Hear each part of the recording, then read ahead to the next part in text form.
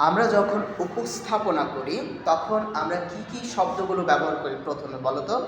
শুভ সন্ধ্যা, শুভ সকাল, শুভ অপরাহ্ন, শুভ বিকাল, শুভ দুপুর। কিন্তু আমরা কি কখনো উপস্থাপনায় বলবো যে শুভ রাত্রি? কখনোই বলতে পারবো না। শুভ রাত্রি মানে কি বলো তো?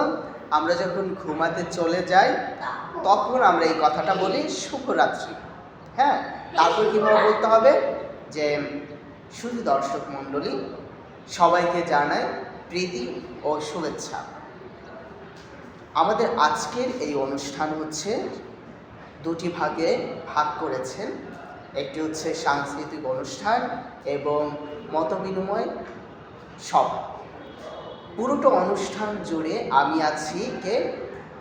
প্রীতি। আপনারা সবাই উপভোগ করবেন আমাদের আজকের কি অনুষ্ঠান। শেষ, ঠিক আছে? এইভাবে বলবো, মনে থাকবে? হ্যাঁ।